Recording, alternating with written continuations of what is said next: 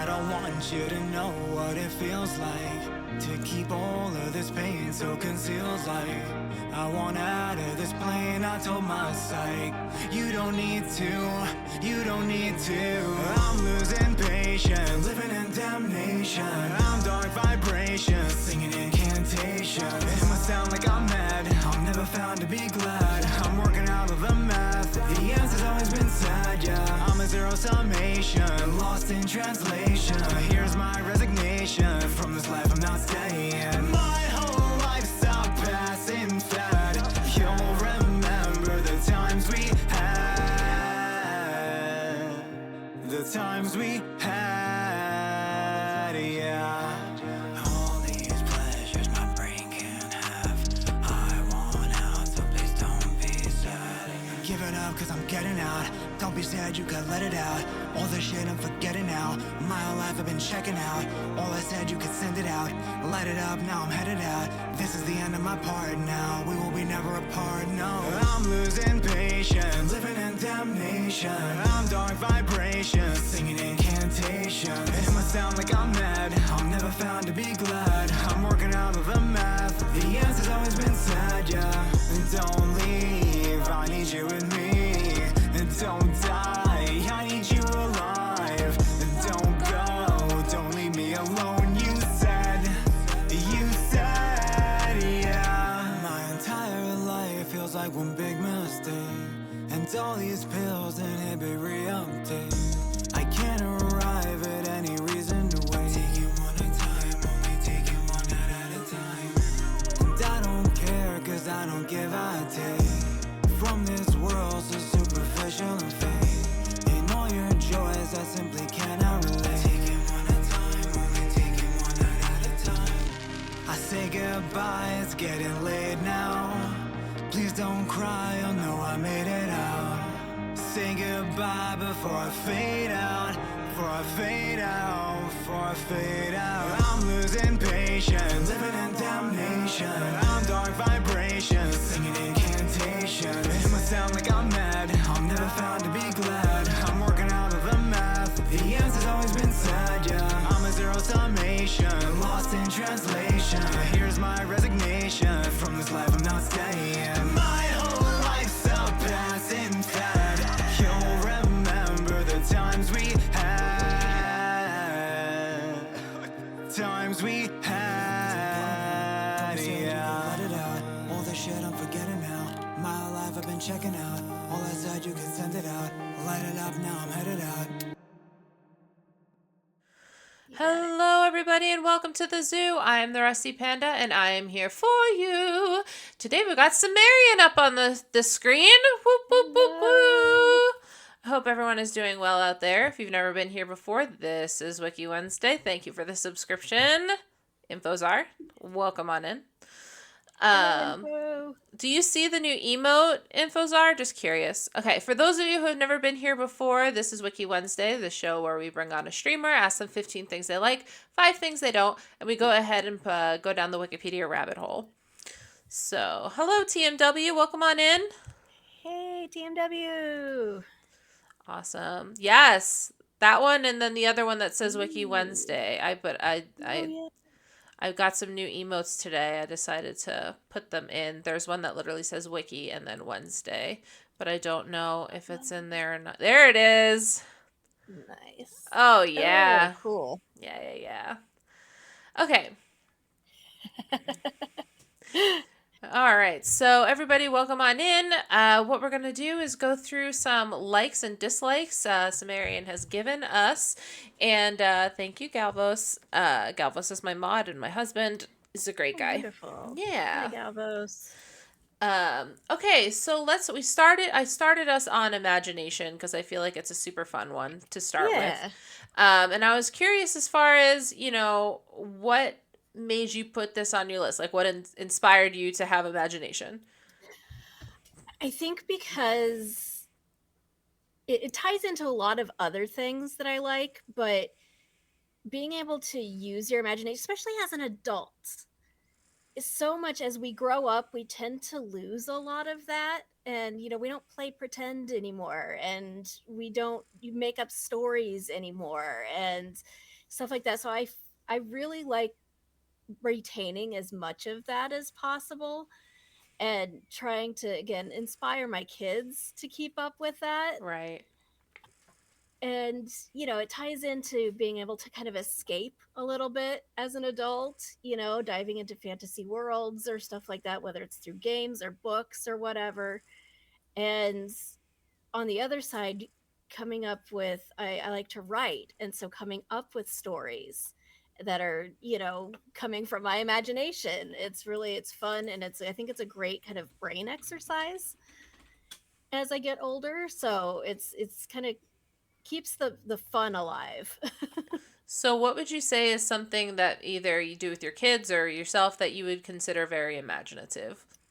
um for a long time, many years, we did bedtime stories with my kids, and usually by the time they were in bed, the lights were off, so I couldn't read a book because it was too dark. So we would make up stories, and they would help me make stories as we went, and we had a long series of stories about a purple dragon and living in his castle, and we explored the castle, and there's all these secret rooms in the castle, and going on quests with some of the characters outside the castle, and Sounds like just a fun stuff like D&D that. campaign. It kind of was. It was just storytelling. I mean, but that's what D&D is too. So Right. Oh, that's great. Yeah, you gotta get them prepped for D&D time. Gotta exactly. raise them that way. Yeah. So Purple Dragon, very cool. So, yeah, have a good one, TMW. And thank you for stopping in, and thank you for the follow. Okay, so I was thinking, the SpongeBob, like, imagination. Oh yeah. Yeah. And that's what I see when I look at that word and it's on people's Right. list, is that I just wonder if they just see Imagination. imagination. Yeah. But yeah, as far Yeah. as let's see. What can we look at here? Okay. So the study that used MRI while subjects were asked to imagine precise visuals to mentally dissemble them or mentally blend them showed activity in the occipital frontoparietal. Oh, no. Parietal, posterior parietal, Proscenius proscenius. and dorsolateral prefrontal regions. Wow. I thought that would be much easier. I thought that was going to be something Right. like really cool that basically said, hey, imagination works in your brain. And I'd be like, all right, cool. Thanks, Yeah. Wikipedia. It's never that easy. Yeah, that was a lot more scientific than. Yeah. Okay, so let's go into more of a creativity. You had mentioned writing. Yeah. So tell me about your writing. So I have two works in progress that are my main works in progress. And one is just this completely fantastical kind of piece of fiction that I've been working on for a while. And luckily, the past 4 years or so, I've been finishing up my 4-year degree, my BA. And so I took a lot of writing classes because I got my BA in English. And so it was nice to be able to kind of incorporate some of these stories into these writing classes a lot of times. And then I could had an excuse to like work on my story, but it was classwork too. That's very smart. Very smart. But yeah, the fantasy stories about this little old lady who's kind of based on my great grandmother, who I spent a lot of time with growing up. And she's really petite, really tiny, but she's feisty. She is just like you don't mess with her, right? And she's a knitter, and she lives in like not a nursing home, but one of those communities that older people can live in where they have their own apartment and stuff, but there's always nurses on hand and stuff to help them out if needed. Right. And one day her cat talks to her. Oh. And her cat Basil is this pure white cat, and he goes, there's something wrong in the building. And like some of the people she knows in the building start dying off. Okay. And at first it's like, well, we're all old, it's kind of just the natural process of things. And he goes, no, this isn't natural. There's something else going on here, and you need to help me figure it out. And so it's her and her cat and her favorite like orderly nurse, who's this big teddy bear of a black guy who just no one messes with him because he's just huge, but he's really the most soft-hearted guy around. And so they go around and they're solving all these mysteries in the building, and I try to base each story on a different mythology. Okay. First one is based all in Japanese mythology, Okay. which I thought would be interesting because I don't know much about Japanese mythology and I wanted to learn more about it. Awesome. Yeah. Let's see. And this is funny because you're only the second person to come on here and be like, I just wanted to know more about this topic. Like usually it's like, these are my favorite things. This is blah, blah, blah. And then EBX Erin actually came in here and she's like, it was like a sloth or something. And she was like, I just wanted to know more about sloths. I want to know more about it. Yeah. I was really thrown off. I was like, okay, I guess we're learning about sloths today. Right, exactly. Okay, so Shinto traditions are the cornerstone of Japanese mythology. The history of thousands of years of contact with Chinese and various Indian myths, such as Buddhist and Hindu mythology, are also key influences in Japanese religious beliefs. So, as far as cosmetology, who doesn't want to learn new things? Hi, Miss the Fox. Welcome on in. I missed. Okay. So there's origins. Now we want to know what the people, the sun, the moon, the storm. Here's a good one. Yeah. And this is my favorite story about the sun and the moon, but I don't think it's the Japanese version. But I always love the mythologies of the sun and the moon. Right. Origins of sun and the moon are accounted for in Japanese mythology through the myth of Izangi's return from Yami. After spending so much time, he cleansed himself with purification ceremony. As he cleansed himself, the water and robes that fell from his body created many more gods. Purification rituals such function as important traditions in Japan today, from shoe etiquette in households to sumo wrestling purification ceremonies. Amaterasu, the sun goddess and divine ancestor of the first emperor Jimmu, was born from Izangi's eye. The moon god and Susanoo, the storm god, were born at the same time when Izangi washed his face. Interesting. So his robes came down, gods were born, and Japan happened. Right. Okay. Yeah. There's full of conflict. The sun goddess and her siblings of the moon gods' interpersonal conflicts explain in Japanese myth why the sun and the moon do not stay in the sky at the same time. Their distaste for one another keeps them both from turning away from the other. Meanwhile, the sun goddess and the storm god conflicts are intense and bloody. Oh, okay. Interesting.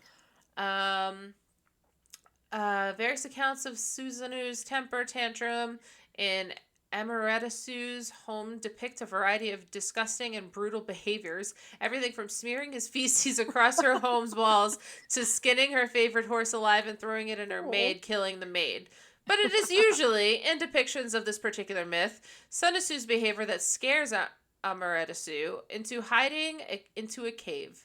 Okay. It would usually take the combined efforts of many other kamis and erotic dance of a particular goddess named Ame and Uzum to lure him to the cave again. Ame no Uzum exposed herself while dancing and created such commotion that Amaterasu peeked out from the cave. The myth of Amaterasu entering and emerging from a cave is depicted in one of the most iconic images in Japanese mythology, which is shown to the right. Huh. Shown to the right. Oh, this one. Oh, okay. Right, emerging from the cave. Huh. Okay. Interesting. So there you go. Yeah, so the sun goes and hides in the cave during storms. Mm-hmm. Gotcha.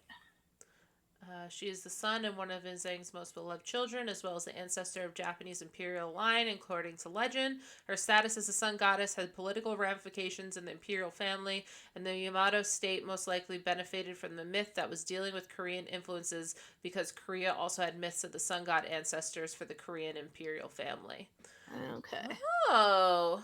So they had to differentiate it enough to be like, It's they have their own thing. Right. This It's is ours. ours. It's ours. Yeah. Yeah. This is ours. And then let's see. Yeah. The Taro Mamoruto. His name is often translated as Peach Boy. Peach Boy. Okay. It's the title of various books, films, and other works of prey. Okay. Cool. Okay. Alrighty. So, is there something specific? Kind of reminds me of Greek and Roman myths. I agree. Yeah, very similar. Seems like just relationships. Right. So tell me, is there anything specific about Japanese mythology that you were looking for? Um, I have picked bits and pieces out. Um, there's a a myth that I incorporated that was about this man and this woman who were in love, and I can't remember what happened, but they got separated and she ended up in this cave, and when he came back for her, she emerged, but she had like rotted and it was all gross, and he went, ew, like I don't want you anymore. And so she got tried to get vengeance on him. And so, she's like, hey, you left me here and I right. became this. And Let's I'm trying to do. remember names because, of course, I can't place names right now.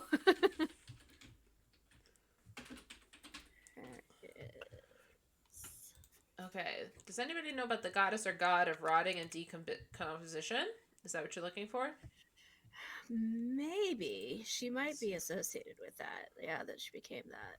Let's see. I need to be on a different work. The myth of the voice of Rot, rotten wife, and cave. Yes. Oh, here we go. Lot's life looked back and turned to salt. Izanami had become a rotting. She awoke. Yes. Okay, that's the one. That's the one. All right, so let's see. And Orpheus looked back and lost Eurydice. Other mythologies have similar messages. Okay. Yeah. So, oof. Okay, here's the Japanese. Okay, so I'm gonna put it on the screen now. I just usually. Perfect. Okay, so this is on Reddit. Okay, yeah. Okay, the most similar tale to Orpheus is the Japanese Shinto creation gods Izanami and Izanagi. Yeah. It's honestly a mix of Persephone canon and Orpheus' tale as well. The wife dies, giving birth to at least their children, the incarnation of fire, who later kills out of anger and death. It travels to the underworld, equivalent of Yami, and then she tries to find him. She tells him it's too late to save her because she ate food from the land of the dead, and now must make permission to leave, and she said all their hiding reappearance from him. He decided to stay and tried to leave with her, but while she was sleeping, he lit a torch to finally see his wife and was so frightened he ran away from her. Izanami became a rotting corpse filled with maggots and other creatures. She wasn't beautiful wife he remembered. Izanami woke up offended and chased him down as he seals her in a cave and serves up the entire as the entrance to Yomi. She says she'll kill 1,000 every day if he left, and he retorts saying that he'll give like to 1,500 if she does.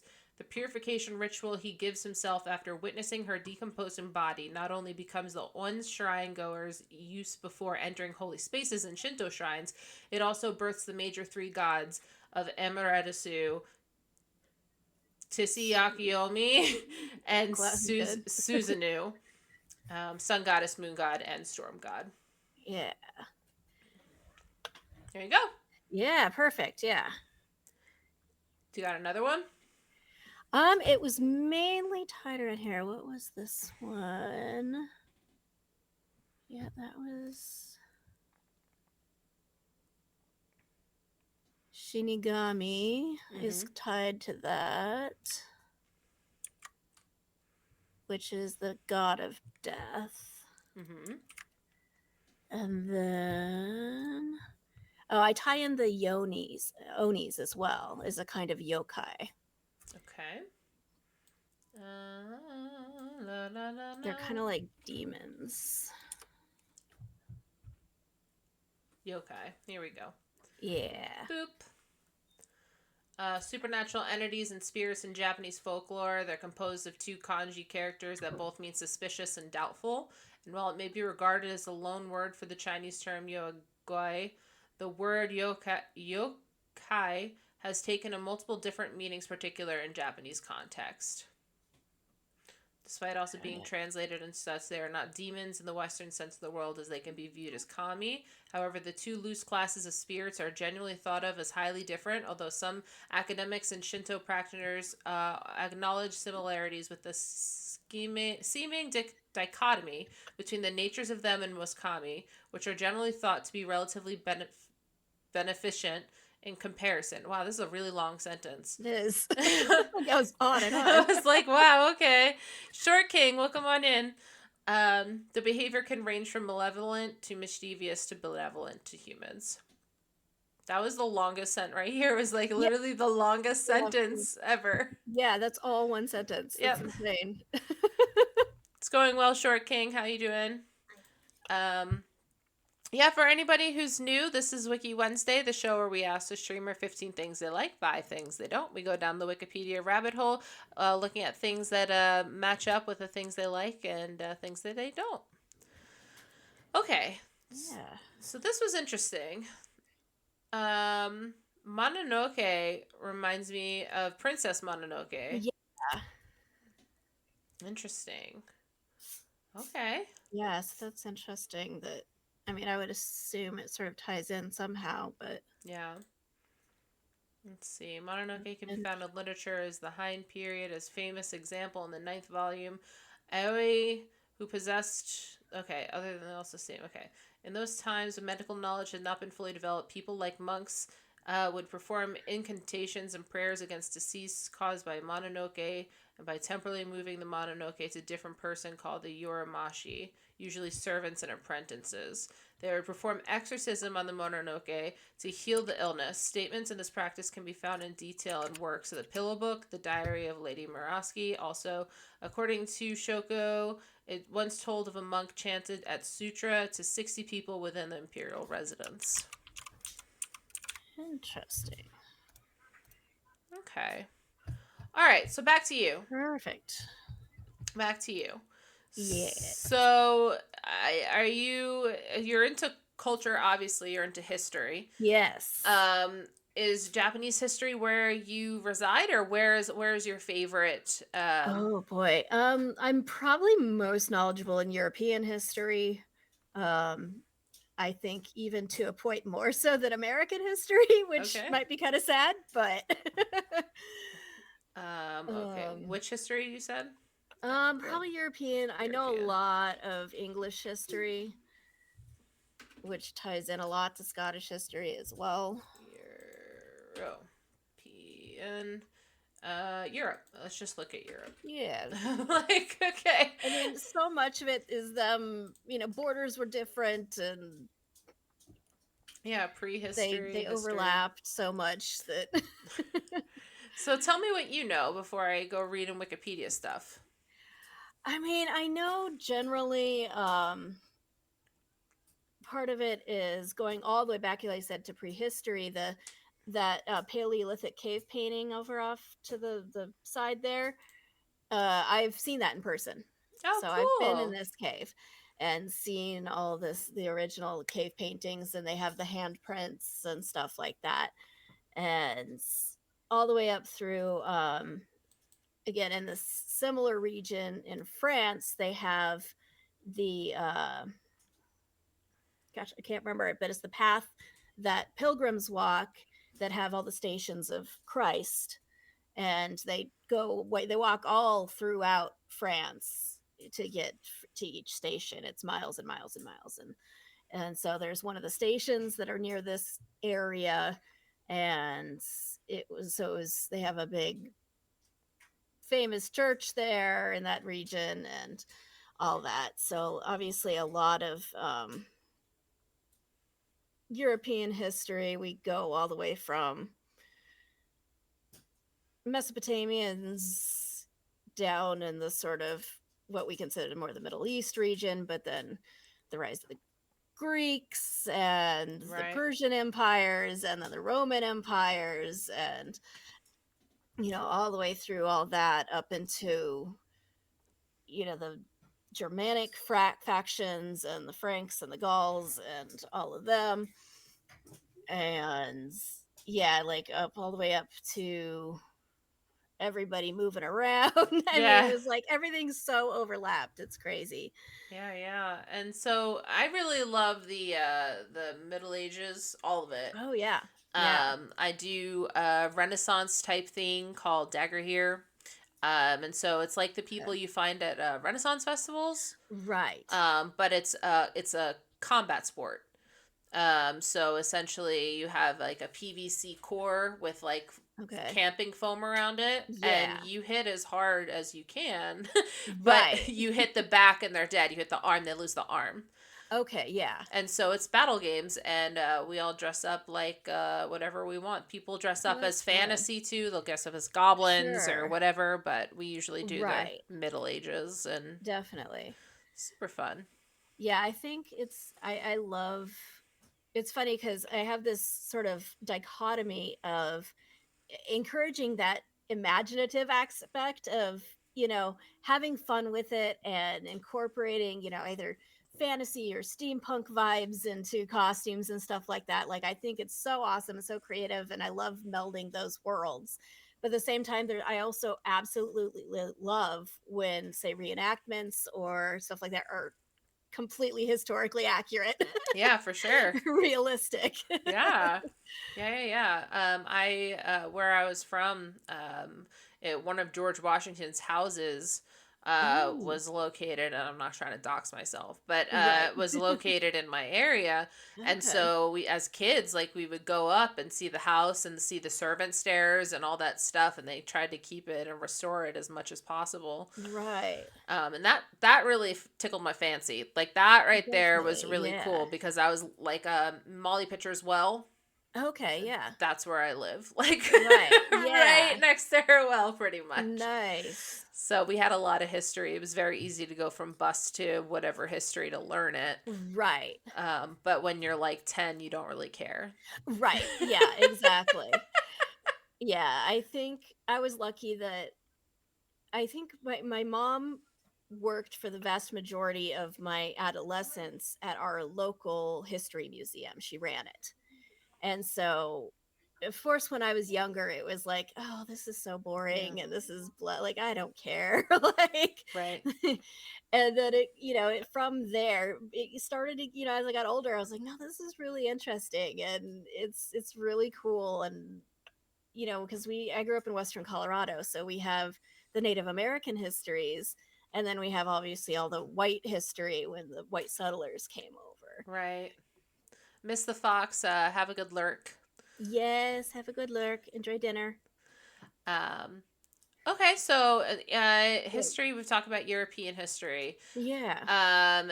Now it's saying, numerous invasions of Visigoths, Goths, Vandals, Huns, Franks, Angles, Saxons, Slavs, Avars, Bulgars, and later Yeah. on the Vikings, and et cetera, et cetera. Yes. So, what on these is like your favorite one? I tie it a lot to, again, the Angles and the Saxons, because I have personal history back that far, and then the Vikings as well. And again, then those groups had a lot of clashes personally, so Mm-hmm. they didn't like each other much. Right. Yeah, I like Vikings out of all this list, for Right. sure. My side, my history is basically just like Italian. Okay. Yeah. So it Right. goes back and it's like very specific Italian lineage. Right. But as far as my mom's side, it's just like a big question mark. It's like Europe. Oh, right. Yeah. Just Europe. Yeah. Yeah. Yeah, you're as white as possible. Europe. Right. Yeah. Exactly. Yep. Yeah, I ended up a few years back doing both the like 23andMe and then the Ancestry DNA tests. Hmm. And I found a third party website where you could upload that data to that website. And what this website does is they upload all the available DNA data they have from archaeological sites. Hmm. And they compare your DNA to the burials of these people from all over. And so I have like I'm in the top like 0.9% of people that match a certain like Viking burial in northern England. That's awesome. And it's just like, it's really cool to learn about that. Now, it's does it start with an I? What is the name of the third party called? This one is My Heritage, My I Heritage. believe. Okay, Yeah. Galvos, if you're here, what is the name of the one we used? Because I need to know because I can't remember. Right. Eh, There's so many out there now that yeah. it's No, not 23andMe. What did we use to like look at the basics of us? It was like Icarus or no, it was like help me out, dude. Prometheus. oh, okay. Yeah, they shut it down, but it was pretty cool because like I have a genetic disease and it was like and it doesn't pick up in 23andMe and in Right. Ancestry. It just doesn't pick it up. It's a rare genetic disorder. Sure. But it does have a sign, like when you did it through Prometheus, there was something that's a marker that said, hey, you might have this disease. And we were like, oh Right. my God, like Like, something actually oh, knows. right. Like it's interesting. I mean, there's always again that dichotomy of, are we giving these people too much of our information? How much of that could be a bad thing? But then it's that interesting of, well, look how much we can learn too about ourselves. Right. It's really interesting. Yeah. What about Neanderthal? I was curious if you. Yes, I do have a very small percentage of Neanderthal DNA. Yeah. Yeah, I think Galvos had a bunch more than I did. Right. But okay, so I had very little. You had a lot. Oh, well then scratch that, turn it around. Swap that, reverse it. It's been a long time since I looked at it. Right. Okay, so imagination, creativity, history. Now you mentioned learning and teaching. So Yes. are you a teacher or you just like teaching your kids or? Yeah, I kind of stumbled into a year-long teaching position this year. Nice. I registered last school year, about a little over a year ago. So I started in January of 2023 as an emergency substitute teacher for the school district, which means that I don't have even an official substitute license. It just means I had enough college credit hours and I passed a background check and they're like, okay, you can teach. Nice. And so about 5 days before the start of this school year, I got contacted by the substitute services and one of the middle schools in the area. And they said, we don't have a French teacher. You're like the only sub in the district that says you know French. Do you know enough to teach it? And I'm like, I could probably teach, a first year basics at least. And so that's what I've been doing all year. I've been teaching French. That's so cool. Yeah. Do you find it incredibly rewarding? At times, yes. Well, it's middle school, right? So it is. It's been interesting because my whole first semester of substitute, I stuck with the little kids. Like I work really well with elementary age, right. and I get them. It's fun to interact with them. They're so energetic and crazy, and you never know what's going to happen, but it's always fun. Right. And so middle school has been a different challenge for sure. Yeah. Nobody ever wants to teach middle school, but those who do are brave souls. Right. And thankfully, this school that I'm at, the administration, which I know is the downfall of many teachers, unfortunately, if they don't have a good administration. But the administration at the school has been really supportive and just amazing. And so I'm actually pursuing getting a restricted teaching license, which means I'm pursuing a master's in education now. Yeah. And I can teach full time while I'm getting my teaching license and master's. And are they, I mean, this might be a hardcore question, but I did grad school. Are they paying for it, or is it one of those things like they'll pay for it afterwards? You do so many years of teaching. Yeah, Kansas, where I'm at, has the programs where, yeah, if you pursue your master's in education and you teach for so many years, they basically just wipe out your student loans. I'm in Kansas City. Oh, are you? We're Yes. like super close. Yeah. You said Kansas, and I was like, oh. Okay, so we need to meet up sometime. Yeah, absolutely. Absolutely. Yeah. Yeah, I'm like 30, 40 minutes away from Kansas City. Oh, that's so funny. Yeah. Wow. The more you know. We The learned more you know, something. Yeah. right?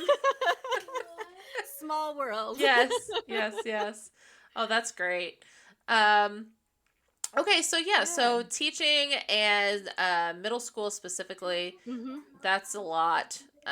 But where did Yeah. you find your love for teaching? Like, where did that?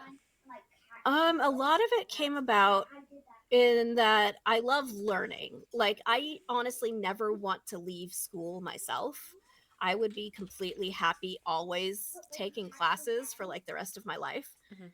And one of the best ways to really learn something is to teach it, because that's when you really start to figure out how things work and how they go together. And, you start making real connections and stuff when you're having to explain it to somebody else. Right. And so, and again, just teaching over the course of this year has sort of led me to being like, yeah, I could do this for a good long while. And, it's not always easy for sure, but I enjoy doing it. And, those moments when you are teaching something and you see a student like get it, Right. and you're like, yes, like, woohoo, that's the celebration part. That's the big win. Yes. Yeah, I agree with you with, teaching something helps you learn something. Right. It's why I like doing this. I'm not teaching it, but I'm Right. learning something Oh, through you. absolutely. Yeah. And it's rather delightful. Yeah. Now I was also I went to grad school, Right. and I was a freshman seminar teacher. Mm. So Okay. that was just like something that we were allowed to do as long as we were a graduate Sure. graduate person, whatever. So Right. that was challenging. Right. It was a required course that they had to take that they did not like. Right. And I had to teach them the basics of college. Sure. It was Right. just very basic college Yeah. stuff. Yeah. I did tests on I did a test on procrastination for tests. Okay. And I Yeah. came up with that study plan about 5 hours before I started. Right. Yep. Like, yep, that's perfect. This sums up college. Yep, it really does. So, yeah, but it's Yeah. rewarding when they, get an A on a test and you're like, wow, I actually taught somebody something. Right. Yeah, exactly. And to me too, like I have, a couple of students now that maybe they aren't getting the best grades, but they are the ones that come up to me and be like, okay, I have a question about this. Like, I want to know more about it. Right. And that's cool, because then you're inspiring more of a passion. They want to learn more about it. Right. And that, I think, is just as satisfying too. That, okay, yeah, maybe they're a C average student, but they're enjoying it, and they're getting what they get, and they want to get better. So that's awesome. Yeah. Good for you. Little claps. Yeah. So in your school now, do you work with the theater company or like theater sections? I'm actually like right next to the theater, so in the theater teacher's room and stuff, and so I've helped them out a couple of times. But again, I think part of my passion again for theater and for teaching, my father was a theater professor growing up. Nice. So he taught at our local community college as the theater and speech and general humanities when he had to cover it. But I mean, I literally they my parents brought me home from the hospital in a car seat, and I was sitting on stage during rehearsals, like in my car seat. Like, I literally grew up in a theater. It was my home away from home. That's excellent. And so that again, it led to me that even the year after I graduated high school, the high school brought me back as an assistant speech team coach. Very nice. So it was a lot of fun. And then one of my first jobs I ever had was as a teacher's assistant for an after school program. So it was like Yes. Good for there's you. this sort of long history that sort of ties it all together, and I Yeah. keep coming back to it, I guess. So Yeah, for sure. And so with theater, I mean, have you been to Broadway? Have you seen I've seen a lot. I've not made it to Broadway. I want to get out there one of these days. I'm sad I didn't get to get out into that area when my brother was living out east. He was in Philadelphia for a while, Oh, and so that's about an hour away from my home in Jersey. okay, right, yep. And so like he was out there going to grad school for a couple years, and he graduated last year and then moved back to Colorado, and I'm like, no, stay out there, I want to come visit. Right, right. There's so much I want to see. But I have I'm a Shakespeare stan. Like I it was probably instilled in me in a very early age, and one of my bucket list items is one day I will stand on the stage of the Globe Theatre in London and recite Shakespeare. I don't care if anybody's there to see it. Like, but I will stand on that stage and recite Shakespeare. That's fantastic. Yes.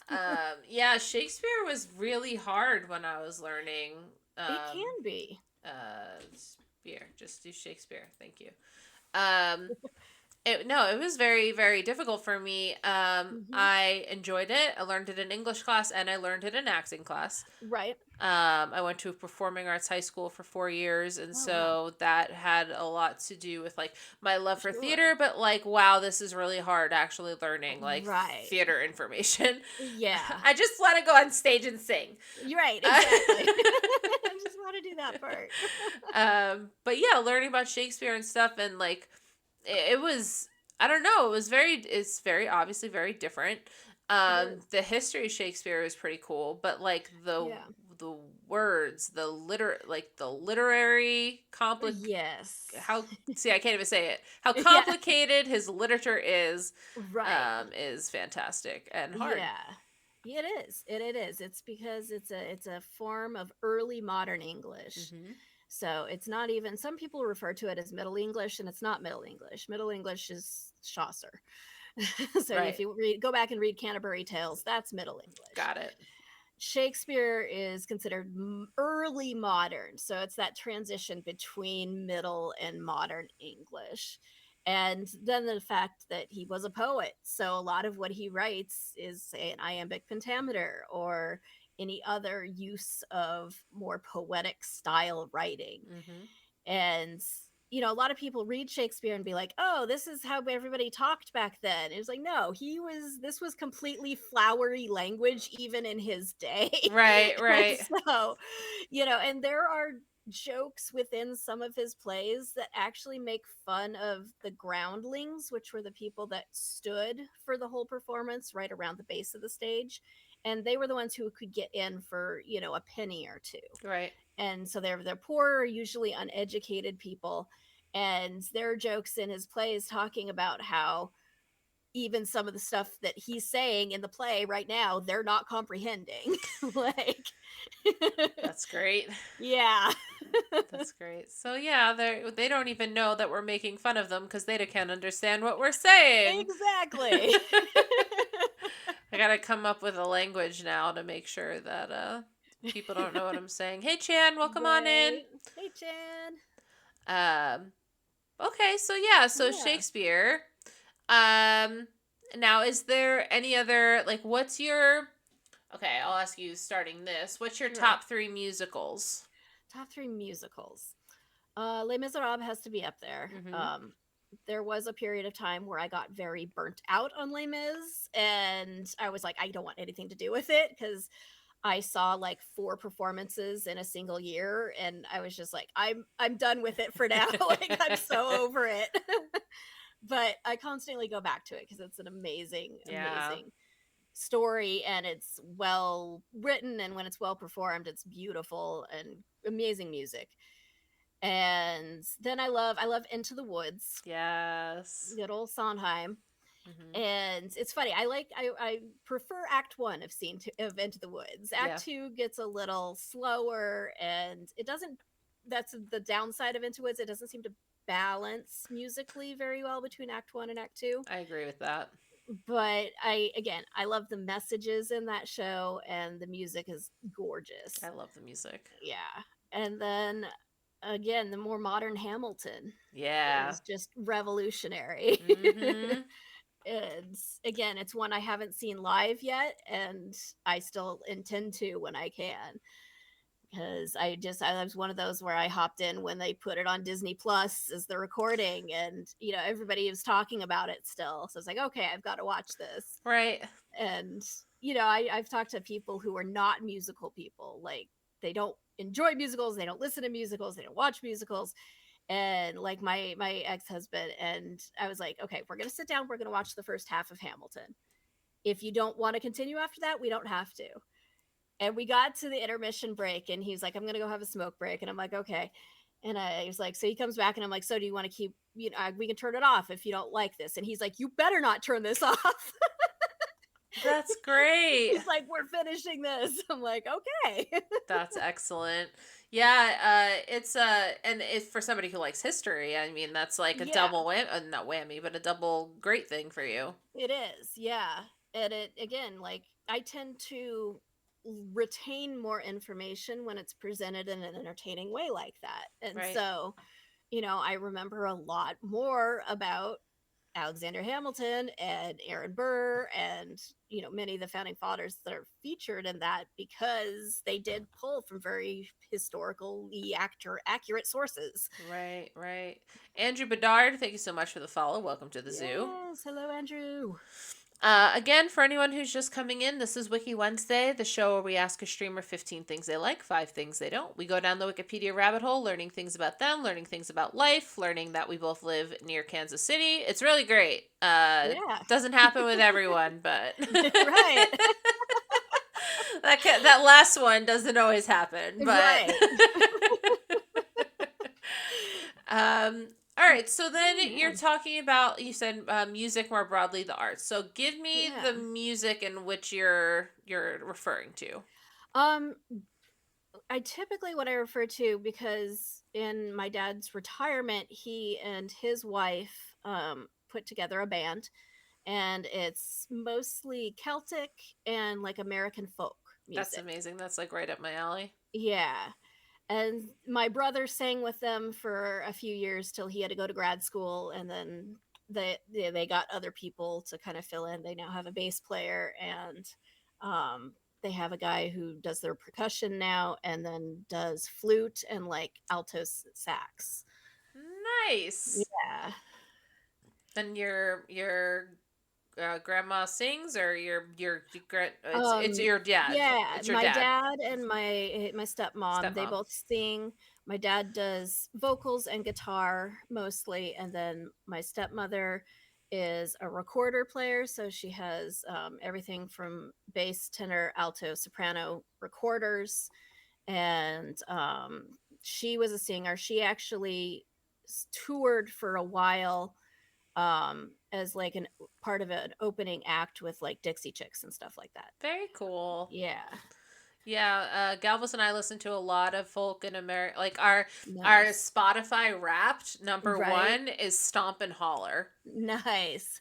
Not sure what that means, but yeah. It's basically like we listen to Shovels and Rope, the Decemberists, and then like one other, and they're like Stomp and Holler. And I was like, this is supposed to be based on all the music. Yeah, exactly. Yeah, when my brother sang with my dad's group, he did at least one Decemberist song. Oh, that's great. When they did it. They're so good. They have such shanties for the Decemberists that when I go to our big events, they have like 300 people. We're all camping out in the woods, and they have like a bardic. I really want to do a Decemberist song just because the stories they tell are so shanty. Yeah, that's why I love them, because he was what, like a Russian literature major or something. Like, he was super academic, like in story side stuff. Let's see. Colin, yeah. I love him. Yes. He's such a unique voice too. He really is. Yeah. It's Um, definitely one of those you can pick out when you hear him. Pizza parlor to pay rent.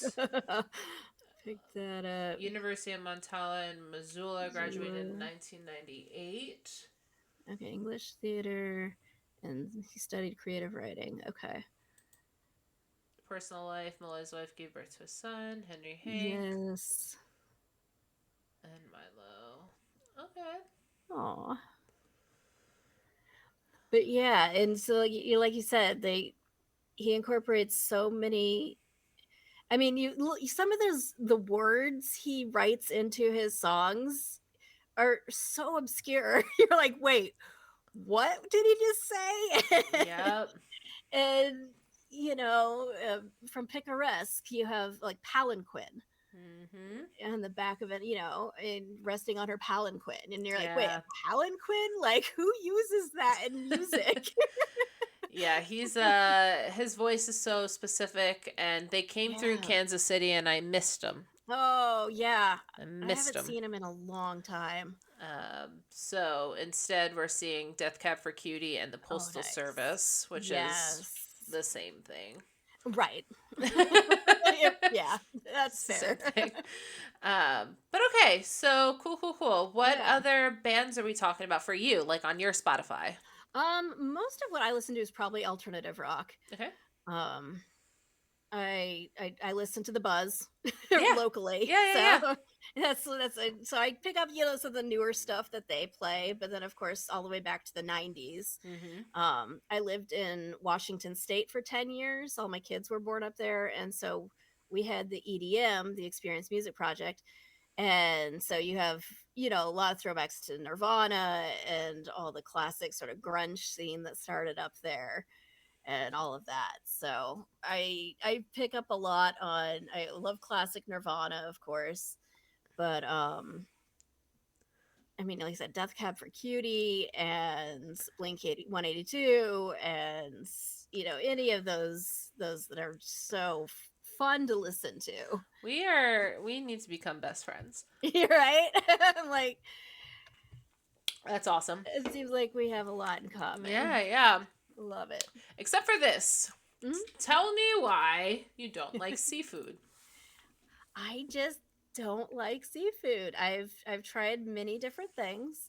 Talking to my growing up, my mom didn't like seafood, so that could have been part of it, and the fact that we lived in Western Colorado, so the freshest seafood you could get was at least a few days old. Right.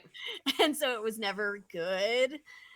My dad likes seafood, and like I can eat a fish and chips because it's breaded and battered and soaked in vinegar, and I can eat it if I need to. Right. But I just don't enjoy the flavor. That's fair. Now, do you eat sushi? I have tried sushi. My biggest problem with sushi is I don't like the seaweed. It's too salty. Okay. Well, there are many other things. You can get something in what is it called? Soy paper. Okay. And it's basically a wrap that's soy paper that holds the rice and everything together. And you can get like fudamaki rolls that do not have fish in it. Nice. Yeah. So, yeah, sushi is my adoration. Right. Yeah. It's funny. My youngest, she just turned 8. She's my adventurous child, and she's my eat anything child. And like when she was 5 or 6, she came to me and she's like, I want to try sushi. I was like, okay, you could try. We got her sushi and she loves it. Oh, great. That's both good and bad. It's like, great, you have a nice palate, but now I have to get you sushi. Yeah, now we got to pay for that. That's great. Galvus and I met at a sushi bar. Oh, wow. So we have very fond memories of sushi. Yeah, definitely. So you were talking about musicals. Yes. And the top 3, like Ms., Into the Woods, and Hamilton. Right. What about just screenplays? Like what? Not screenplays. Not movies. Hold on. I'm talking about like theater. Okay, so just stage plays. Yes. Non-musical ones. Yes. I am a big fan of Tom Stoppard. Okay. One of his more famous ones, because it was turned into a movie, is Rosencrantz and Guildenstern Are Dead. Yeah, 1966. Older movie, but it took his play and put it into movie form. And it completely centers around two characters from Hamlet that are mentioned in Hamlet, and they're mentioned like once. They have like two little lines, and they accompany Hamlet when he's shipped off, out of Denmark on the ship, and they accompany him on the ship. Okay. And so Tom Stoppard took these two characters, and it's just this super witty banter that's through makes up the majority of the play. But one of them is always contemplating these super philosophical concepts, and the other one's just like he kind of plays off of him, but he just doesn't get it. It's like the Usually. Odd Couple kind of thing. Yeah. Okay. Yeah. It's so fun. This sounds very familiar. Right. And definitely something that my acting teacher would be like, "Hey." Probably. Yeah. But what is it? Something roses. Right to the Yeah. roses. It's a Shakespeare thing. I think. Right. Give me a second. War of the Roses. Yeah. It's War of the Roses. Yes. That was one of my favorite things to screenplays to see. I was very moved by that. Yes. And what else? What? Give me one more screenplay. I keep calling them screenplays. One movies, more. Yeah. Scripts. I guess. Yeah. Let's see. Another that I like from Tom Stoppard is Arcadia. Okay. Arcadia helped me develop my love of theoretical mathematics. Okay. So that's an interesting one. Mathematical biology. Yep. Interesting. Tommy says Yeah, time is gradually revealed. All about poetry and biology and math. That actually sounds very interesting to me. Yeah. I will put that on Galvos's list. He doesn't. Right. He reads. I'm not so much the reader, but he reads. That's fair. Yeah. Okay, so then let's talk movies then, because I keep saying screenplays. So let's friggin' talk about movies. Yeah. So yeah, go ahead and tell me. I usually say like top 5, so that way you can like have play with what you want, but you don't have to give me 5. It's just to give you comfort that you can pick in your top 5. Yeah. One of my favorites that I always go back to are The Usual Suspects. Ooh, nice. Yeah. And I think Usual Suspects, again, kind of ties into, again, a lot of my Stoppard love, where it's clever, it's smart, but it keeps you interested, like it keeps moving. Right. Yeah, no, I agree. Okay, so if those of you who do not know this movie, plot follows interrogation Roger, the verbal Kint, a small-time con man who is one of only 2 survivors of a massacre and fire on a ship docked in Port of Los Angeles. Through flashback and narration, Kint tells an interrogator a convoluted story of events that led him to the criminal companions of the boat and a mysterious crime lord known as Kaiser Soze, who controlled them. There you go. This came out. What year this came out? 1995. Okay. It sold 100. It's 106 minutes. It sold. Budget was $6 million. Box office $67 million. So they made their money back. Definitely. Yeah. They definitely made their money back. Yeah. All right. What else we got? French film Amélie. I do know that movie. Yes. Film. There we go. Yeah. No, that's Amelia. Stop it. Amelie. Film.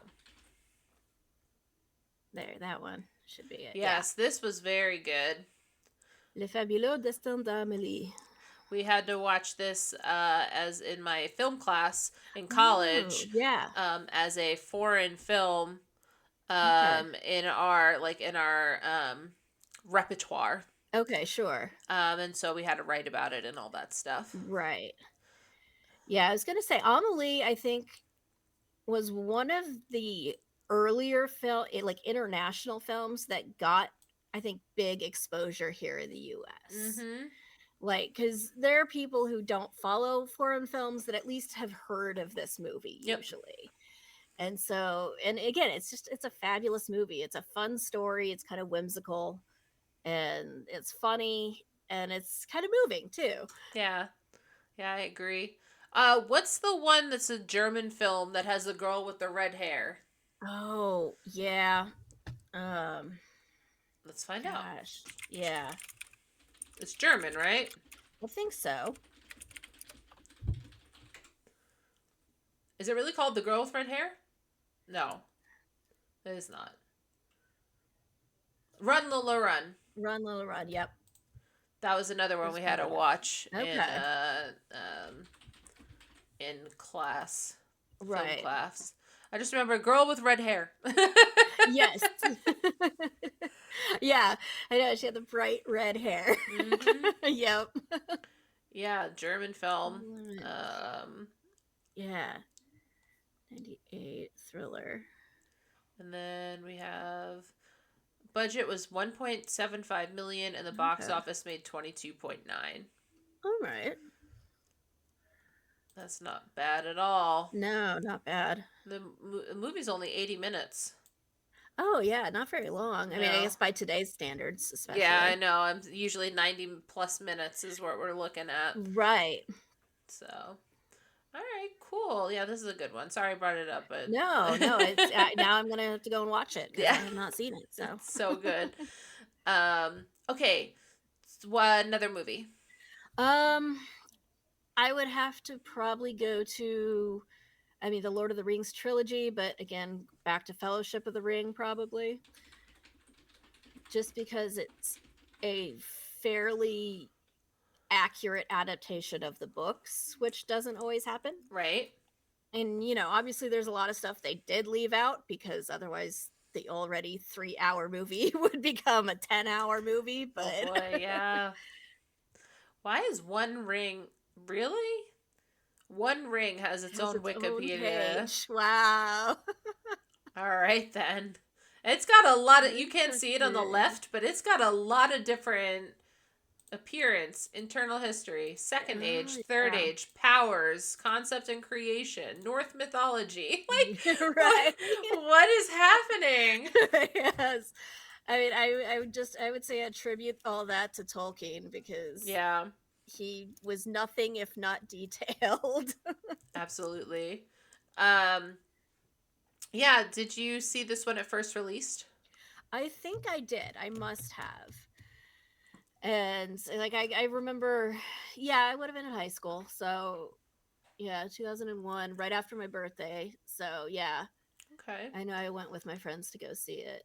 Yeah, 93 million budget and 898 million. Wow. Woo, yeah, talk about making your money back and then some. Yeah, and I'm sure it's still making money outside the Oh, box office. It must be. Yeah. And then you have like action figures and stuff that go with it, kind of thing, and you get all the Yeah. money from that. All the residuals come in. Yeah. Oh, yeah, man. Yep. What a franchise! Right. Just like Star Wars and Star Trek, the franchise Yeah, is just exactly. amazing. All right, give me one more. Again, I would probably go because I always go back and rewatch them, are the Harry Potter films. Got it. Yeah. What's your favorite one?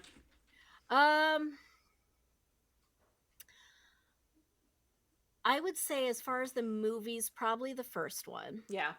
because it really just sort of laid the foundation and What? it's No. not always a thing that they find actors that so well represent the characters. Mm-hmm.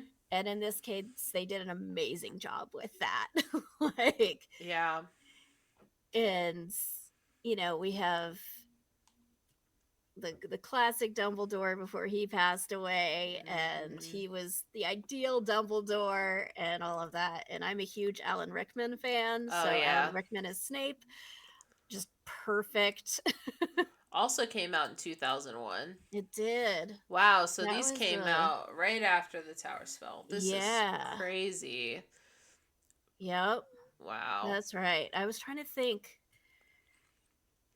Yeah, it couldn't have been one of these, but one of a movie that released right after, like, had to go back last minute and scrub a whole bunch of stuff because it Oh, I happened remember right that. after the towers fell. Right. And they're like, this is going to be so triggering if we don't change this. Like, Yeah. this would be really bad. So, Yeah.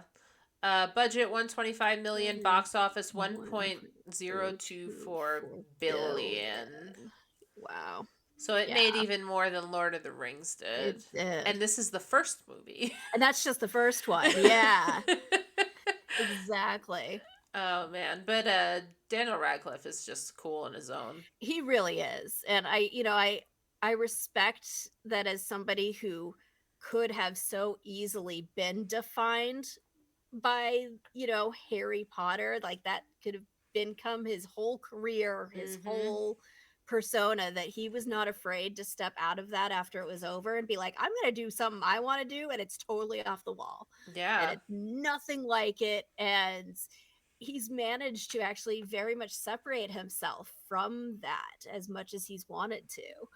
And it's not something that's always possible. Yeah, look at this. Branched out into stage acting, West End. Mhm. I remember Equus. Yeah, That was Equus. the big Yep. one.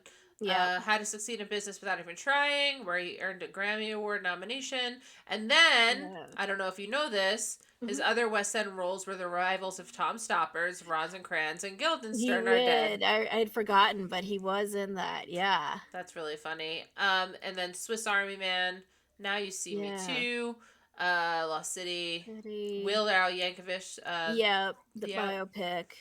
Now, what's really cool is that he was at the, what do you go, Grammys? No, Oscars maybe. Right. And so it was Weird Al's thing was up for Okay. a nomination. Sure. So Weird Al comes onto the red carpet, and who is he greeted by? Daniel Radcliffe. It's his Right. 1 day off. Daniel's 1 day off out of 7 days Right. for his musical. He flies all the way to LA, All the way there. meets up with Weird Al, goes for the movie and stuff like that, and then leaves immediately and goes back to New York. Right. What a guy! Right? Like, I mean, something that, it'd be totally understandable if he's like, man, I've got my schedule packed. I literally Right. have this one night. Like, I just need to rest. Be like, I get that. Like, but Yeah. no, he decides to go ahead and fly across the country Yeah. and do that. Yeah, he is so cool. Yeah, I really like him, and he's just really changed. Yeah. Which I feel like I would too if I was the kid with the bowl cut, and black Right. hair. I would definitely try to just change some things. Yeah, change it up as much as possible. Yeah. All right, so we've talked movies, which is great. Yeah. Let's talk about pasta. Pasta, yum. Love me some pasta. I think, again, it started because I do have a lot of Italian heritage. Mhm.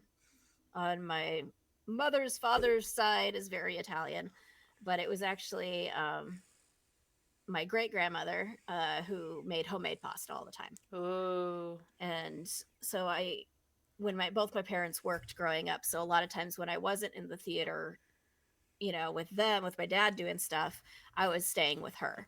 And so it was very common that I'd just be sitting on her kitchen counter, helping her make pasta. That's great. Yeah. What's your pasta choice? I mean, any spaghetti, angel hair. Sometimes I want that thinner angel hair noodle, but sometimes I want something that's thicker, Mm-hmm. or more like a linguine or something, but with like a good vodka sauce. Oh my God, you're Oh. ling angel hair and vodka sauce is Oh, literally my favorite thing. right? Like It's if you were to so ask good. me that question, I would have been like angel Right? hair with vodka sauce. Vodka sauce, yeah. Because vodka sauce Yeah, to then me is plenty like of one cheese. of the more superior sauces. Yeah. You kind of get the best of both worlds. It's not too Right. creamy. It's not too tomatoey. Yeah. It's a nice balance. Yeah. And again, I think on the flavor profile, it's a little on the sweeter side, but it's not so sweet that it's overpowering. That Right. acid in the tomatoes balances out well. Yeah, and my heartburn says that vodka sauce Mm. is better than Yes. Yes, because as much as I love a good tomato sauce, it doesn't always love me back. Oh no. So do you like meatballs or sausage more? I probably default more to meatballs. Yeah. Um, I used to yeah. so I lived in New Jersey, and so Okay. there's pizzerias everywhere. Okay, yeah. So no Domino's, no nothing, is pizzerias. Right. And they would have other items besides pizza, Italian Okay. food on the menu. Yeah. And one of the things that I would get would be meatballs. Ooh, yeah. Just meatballs. And Just it the wasn't meatballs, yeah. like meatballs. It was like Yeah, meatballs. it's a meal. Yeah. And I loved it. I was like, it's like a meatloaf, but for Italians. Exactly. Yes. Oh, Yeah, so all good. my former in-laws family, they're very Italian. And so my former mother-in-law, she makes her own Italian meatballs Oh, and wow. sauce, like from scratch and everything, and they're just amazing. Yeah, pasta is the shiz. Yeah. And so now pasta products dates back to the 13th or 14th centuries, the first century AD. Wow. Refined sheets of fried dough that were everyday food stuff. Provides a recipe of lagana, which he attributes. See, I know that's probably lasagna. I do not like lasagna, and Not a here's fan of lasagna. too much of everything. It's a lot. Yeah. I've had lasagnas that I like more than others. Yeah. Like I like a thin lasagna if you're gonna give it to me. I don't like your triple decker cake lasagna. That are huge stacks of too much pasta, too much ricotta. Yeah. No. Historians have noted several lexical milestones relevant to pasta, one of which changes these basic characteristics. For example, the works of the 2nd century AD Greek physician Ittrion, homogeneous compounds made flour and water. Jerusalem Talmud records that itrium, a kind of boiled dough, was common in Palestine from the 3rd to 5th centuries. A dictionary compiled by the 9th century Arab physician and lexicographer Aisho Bar Ali defines itriaya, the Arabic cognate, a string-like shapes made of semolina, yeah. And dried before cooking. Okay. So it's been all over the place. Yeah, I mean, I guess it makes sense because homemade pasta is really simple to make. It is. It's just like water and flour, basically. Sometimes you add egg or something if you want to add something to it. But it's, and people have historically been throwing flour and mixtures for as millennia. Long as there's been flour, there's been pasta. Yeah. So I guess that makes sense, but I never really thought of that before, like how long pasta had been a thing. Yeah, I didn't think about that either. I just always thought pasta existed. Right. Boy with Spaghetti by Julius Mazur in 1808. Okay. What is this? Typical shop in Naples with pasta on display. Oh, wow. That's crazy. I mean, just walk down the street, need to grab yourself some pasta, and I bet it's good pasta, oh, too. I'm sure. I'm so sure. And it's easy because it could be dried, right? So it doesn't have to, you don't have to worry about, what is this one? Yeah, this it's one all here. twisty. It looks like Are they lasagna noodles? Oh, yeah, that's gotta be. They might be like lasagna noodles. It literally looks like hair to me, like a wig. Yeah, it does. I was like, no, that's a wig. That's not pasta. I have some Rapunzel hair. All right, so if we're talking about different types of pasta, what's your non-traditional types? So like raviolis and shells and like what's your go-to dish that's not just like linguine and stuff? I would say I love a good butternut squash ravioli. Ooh, yeah, that's good. Yeah, and again, it has that bit of sweetness from the squash that you can balance out with. I usually do my butternut squash raviolis in more of like an olive oil based sauce. And I've done some. Sometimes I make my own olive oil based sauce with olive oil and like a little bit of lemon juice, Parmesan, and then your Italian spices and a little bit of garlic and stuff. Wow.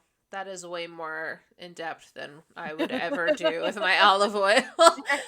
I want to do that. Don't get me wrong. That sounds Right. delicious, but that is way more in depth than I will ever do. It's definitely not one of those things that I just turn to as a last minute dinner option. Yeah. Now I think for me would be mac and cheese with shells. Ooh, okay, yeah. White mac and cheese. Ooh, yeah. Yeah. White cheddar, yeah. White cheddar or lobster raviolis. Ooh, okay. Yeah, I know a lot of people just love lobster ravioli, like whatever it is that mixture is, that it just complements it really well. Yeah, and the cream sauce they use is amazing. Right. Yeah. But I know you don't like fish, so you could have your butternut squash ones. Right. And Yeah, we'll exactly. eat them together, but like we'll separate. You know? Right. You can have all the lobster and I'll have all the butternut squash and we'll be good. Perfect. Perfect. Okay, so I had a very I need to know why this is on your list. Yes. Tell me why the printers is on your list. Printers, because they're just annoying and expensive and wasteful. And I was like, even like I have a nice printer back here that's, a scanner, copier, printer all in one thing. And the concept of I can't print even anything in black and white right now because I'm out of yellow ink is so irritating. Mm-hmm. And I'm like, I don't want to spend $30 just to get yellow ink so I can print something in black and white. See, I got this HP printer for $60 Right. on sale. Nice. It has a color cartridge and a black cartridge. Right. So even if the yellow's out, it doesn't matter. It's going to print in the other colors. Nice. Now, it's also a faxer or whatever, but you use your phone on it. So it doesn't have all the things on it. It uses your phone. Right. And it only costs $1.99 for 10 pages a month, and the pages stack the ones you don't use. Oh, that's nice. So I've already accumulated 30 pages in 3 months, and all I've paid is $1.99. Now, my black ink wasn't working. For some reason, the new black ink that I got was not working. So I got onto HP. We talked about it. We talked about all the things we had to do. And they're like, okay, we're going to refund you about 15 pages and you'll get a new ink in the mail. Oh, cool. That's great customer service. That's amazing. I was like, okay, HP, I see you. Right? Like, all right, I'm sold. But the printer I had back in Jersey, I remember it was just utter crap. It's just... Right. It's really hard to find a good, printer. Right. And I think, especially because I worked at Radio Shack for about 5 years when Radio Shack was a thing. Yeah. And I swear we had more people either calling in or bringing back printers than just about any other piece of technology that came out of that store. That's so funny. Yeah. Galvos worked at Radio Shack for about 3 or 4 years. Yeah. Yeah, he had some horror stories too. Right. People not understanding how cell phones work when the cell phones were, it's just how do you deal with that? Yeah. But oh, go ahead. Oh, no, go ahead. You're good. I was going to say, I had the fun time of being one of the only fully trained people in the store, but because I was a woman, especially when the truckers would come in for CB radios and stuff, they would not talk to me. And yet they couldn't get help from anyone else. Right. Because nobody else knew the stuff that they wanted to know. Oh my gosh. But luckily I had great store managers, and the store managers would always be the one to be like, nope, you talk to her. I don't care. Yeah, Galvo says it was a nightmare. It was a nightmare. Yeah, most retail experiences are not fun. No, not at all. Yeah. But I did have a side story. I had a really cool printer that printed on CDs. Ooh, so if you had white, yeah. And so for my Sweet 16, I made I don't know how many. CDs as my gift that you give everybody. Okay, yeah. And my 16 candles, every single person had their own song. Oh, nice. And so I put all 16 songs on that CD, printed a picture of like myself doing some emo pose, and then put it in a sleeve, and that was their gift for my Yeah. Sweet 16. Oh, I love that. Yep. But man, it was slow. Right. I remember it took a long time, and I don't know if it's because of the shape or what, but I remember having those CDs that you could print directly on Yeah. that you popped into the special tray. And yeah, you could print whatever you wanted on it. Yep. Yeah, those were the days. Those were the days. On the CDs. The Yes. compact discs. Right. What's a CD? I don't understand. Right. Oh, it's another side of being a teacher and learning what this youngest generation is, how they Yeah. do things and their slang and what they're aware of and how ancient they consider things like CDs and stuff. It's Right. like, oh. Yeah, it takes one to the Yeah. chest. Yes. And then let's talk mushrooms while we're down here. Yeah. What's the hate? Is it a texture thing? Is it a flavor thing? It's both. I don't like the texture and I don't like the flavor. And I know there's some mushrooms out there that have, very unique flavors to themselves. Like some, if you cook them right, they taste like steak and stuff. But Yeah. in that case, like I just tend to be like, oh, but it's the texture then. Like, Yeah. it's this combination of both where I'm like, I just don't like the fungus. No, that makes sense. I'm very particular about Okay. my mushrooms. Right. There was a dish. My family owned a restaurant, Oh, and okay. there was a dish called chicken pietra rosa. Okay. And basically, what it was like chicken breast, like slammed down to Right, nice and thin. like And, they do. yeah. With a maple sauce that had scallions, bacon, and then mushrooms. But the mushrooms weren't mushrooms. Right. They were like the cut top of it, so they looked Okay. like worms. Right. But they were delicious. Like it didn't taste like a mushroom. This tasted Yeah. like a little piece of I don't know. It was that's my Right. favorite Yeah. dish. So I'll take Interesting. mushrooms that way, but like mushrooms on a pizza, Right. no, Like, yeah, no. no. It's just, Why would you eat even a the other dry day, mushroom? yeah. Like the other day, I got some food and it came with like steamed vegetables and it had mushrooms in that. And I was like, mushrooms is just like a steamed vegetable? It's not even a vegetable. It's a Yeah. fungus. It's fungus.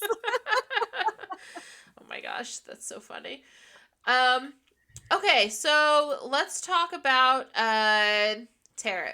Tarot. I always say tarot. Tarot, I yeah. always say tarot when I read it, and then I'm like, "You're an Right. idiot." It's tarot. No, it's one of those words that, Mm-hmm. I'm assuming the word comes from French because it's pronounced like a French word Let's where you see. just cut off the end and pretend it doesn't exist. Italian, Italian, yeah. but yeah. Interesting. Yeah. But yeah, I'm a tarot reader and have Awesome. been for a few years now. So Do you do it over Twitch or do you do I it in person? Or do. yeah. I've done a few in person readings, but I started doing Tea and Tarot Tuesdays on Twitch.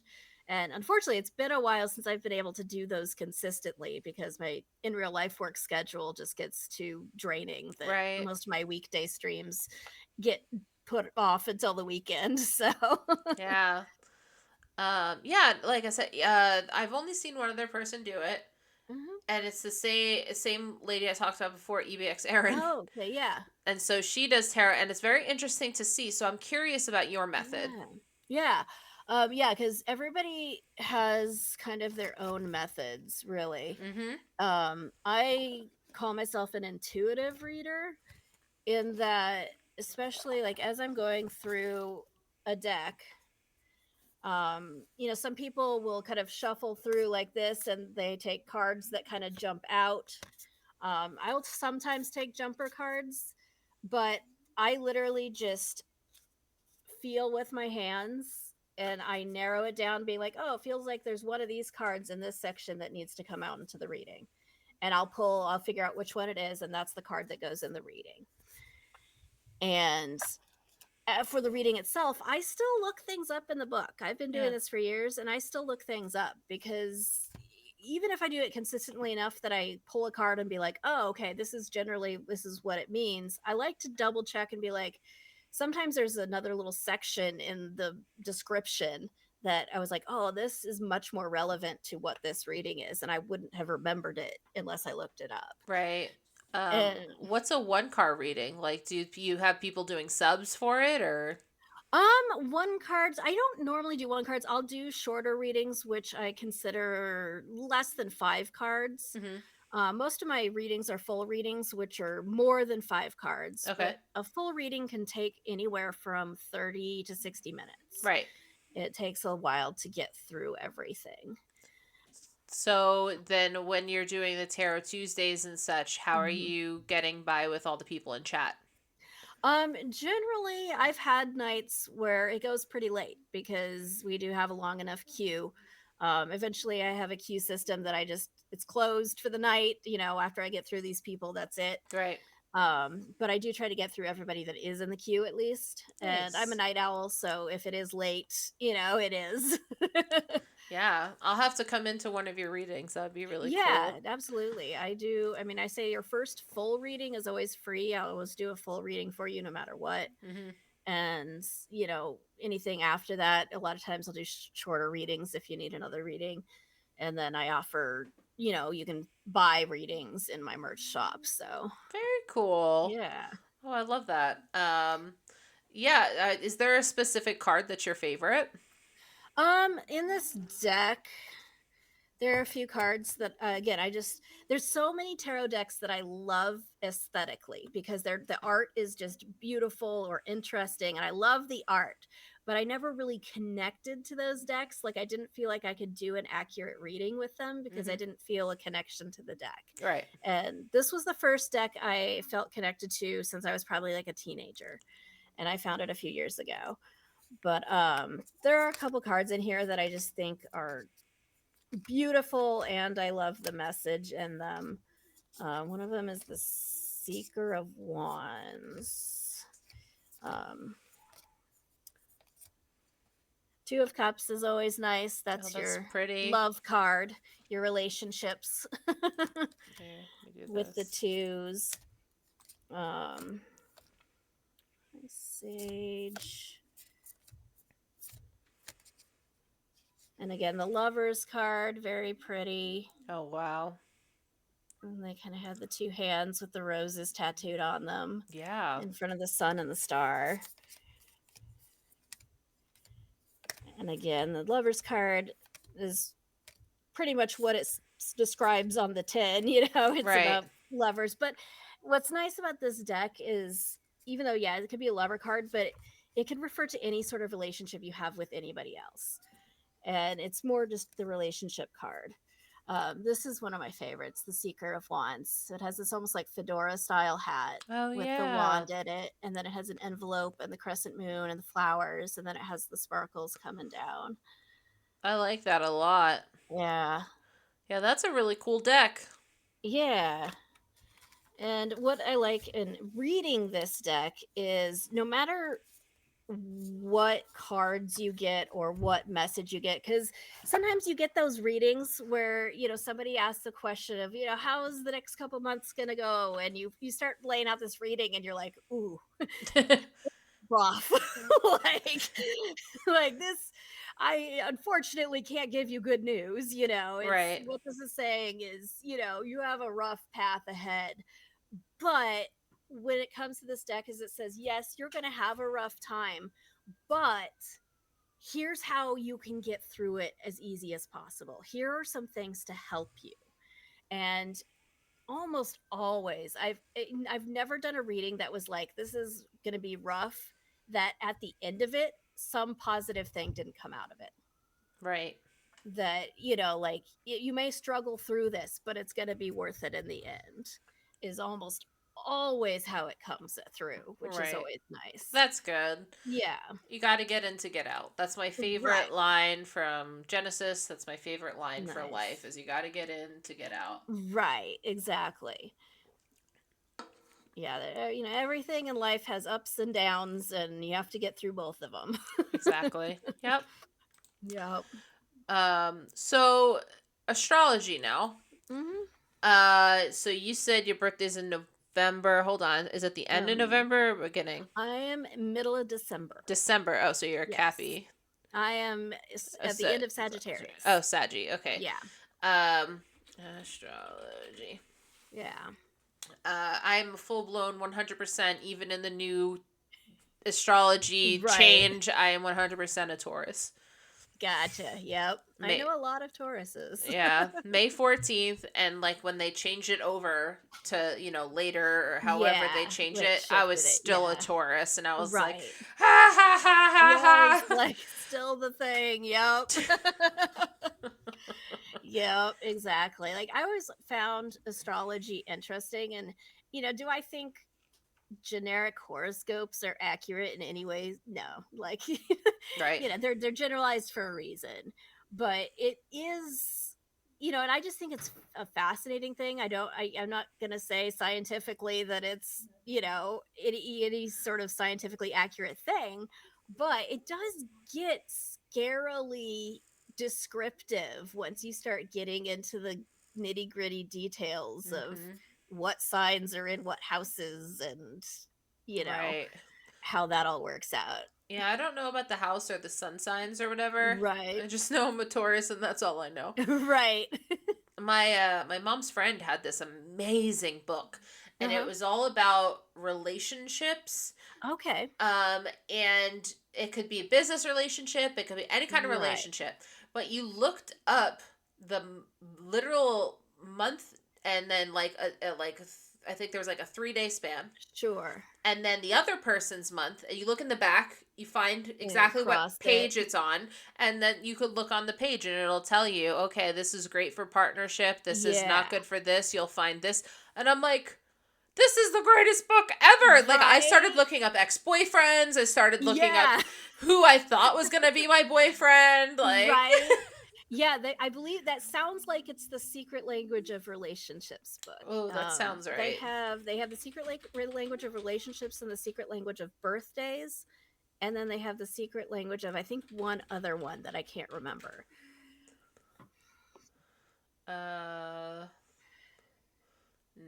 No, none of this is any of that. Let's see. Yeah. I was gonna say secret language.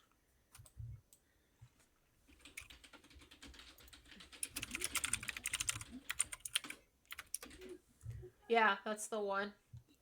Yeah. Because it's like 1,000,000 pages. Tell me how many pages It's this is. huge. Yeah.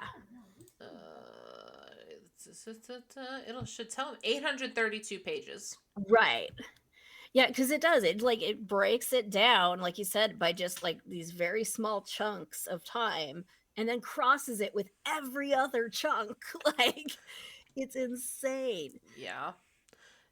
I was 12 when that came out, so I Okay. of course was boy crazy and was like, Right. Yep. I remember doing all that too. yeah. Yep.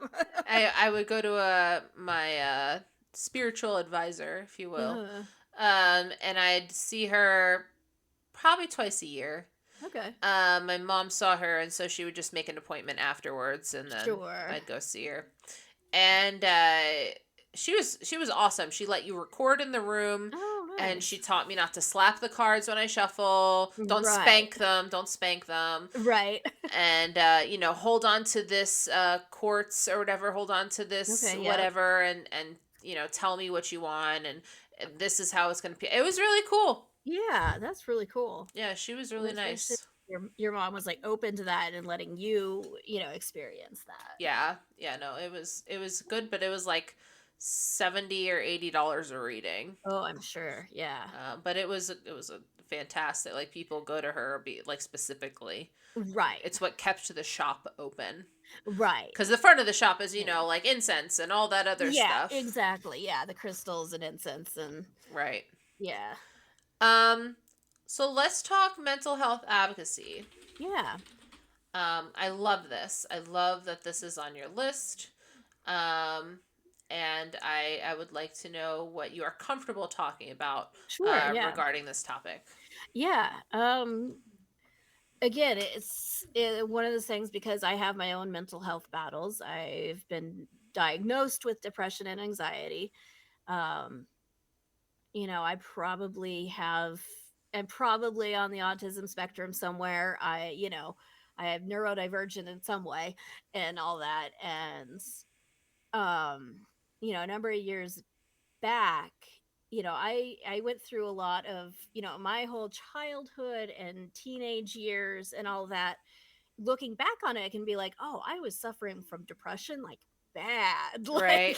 Like it was really bad, but back then you didn't do anything about it. Right. Like it wasn't talked about, it wasn't, you just dealt with it. You just Mm-hmm. toughed it out. And it's a number of years ago now. It's 6, 7 years ago, but my oldest child had a mental health crisis, and he was maybe 9, 10. Mm-hmm. And it made me realize from an outside perspective that, I've dealt with this myself and I know what works for me and helps me. But when my child was going through it and the same things don't work for him, is that helplessness Right. of I don't know what to do. Mm-hmm. And I want to make it better because I'm his mother and I want to make everything better, but it doesn't work. Right. Nothing helps. And it got to the point where he was hospitalized for a week and I could go visit him for like 20 minutes each Mm, day, and that was it.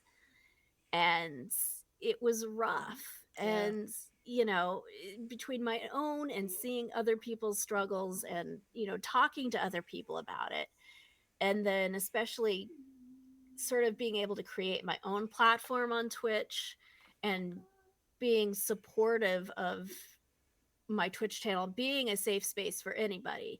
And, we don't allow trauma dumping because that's not healthy for anybody. Right. But there's always a safe space to talk and to discuss things and to be like, hey, if I'm struggling right now, let's figure out how to make it better, Right. And it's been amazing seeing even just the last 2 or 3 years how much that has grown as in our society as a whole, that it has become more acceptable to Right. talk about it. And especially for men, because there's still that misogynistic thing of you're a man, tough it out, men don't have feelings, sort of a thing, and it's Right. awful. Like you're human too. You experience feelings and that's okay. Yeah. And so, I'm a big proponent of being true to how you're feeling, even if it's not good, because unless you're honest about it, you can't fix it, Right. you know? And it's not easy. It's oftentimes not an easy thing to do. It's not an easy thing to say that I'm not doing well. Right. And it's not an easy thing to be like, I'm doing so not well that I need to get help for it. Yeah. And it's not an easy thing to do. But I just hope that through telling my own experiences and the things that I've been through, that it can help other people being like, oh, it's okay, I'm not alone. And, even if I can't help them directly, helping them find a way to get help that will help them. Right. Pointing them in the correct direction, or Right. phone lines, or Yeah, uh, call your insurance and find a good doctor near you, kind of thing. exactly. Yeah. Yeah. And again, on the downside of that, mental health care is still a very non-existent thing in this country. Yep. Like it is not easy to access, it is not cheap. I mean, even when we did have insurance, I remember taking my son to a therapist and they're like, with insurance, it's like $200 a session. And they want him to be there like 3 times a week every week. And I'm like, No. No. Yeah, Like, that's no. not gonna happen. Yeah. Yeah, there's online therapies which are actually pretty good. Yeah, yeah. I have experienced that, and it's very basic. It's like 30 to 60 bucks per session without Right. insurance. Yeah. So, And yeah, being able to, like, again, point people in those directions, especially somebody like me where, on my Dislex, I don't do phone calls. I get panic attacks, I get anxiety attacks over the thought of talking over the phone. And so being able to have like an online resource where I can schedule online, I can talk to somebody online, I can even just text them yeah. is such a huge thing. And it's awesome that that's a resource now. My friend who's 22, by the way. Mm-hmm. I'm 33. Mm. Um I was talking to her and she was like, "Can you just call me?" And I was like, "Absolutely not." Like, no. No. And she's like, "I hate texting." I was like, "You're the worst Gen Zer. Like, Right. absolutely not. I am not calling you." Right. Exactly. Like, no, that's, We can text this out. Like, yeah. this is fine. And I Yeah. do the not the wall of text, like like I'm actually Right. talking. Sure. So Yeah. like line, Yeah. space, line, space. Right. And my mom's like, "I just got 15 notifications at once." I was like, "Don't put your phone on loud. Right. Who does that anymore? Put it on Right. silent and get an Apple Watch. Come on." Exactly. Yeah.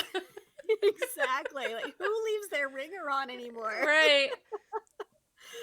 Oh man. It's so true. Exactly. Yeah. Oh.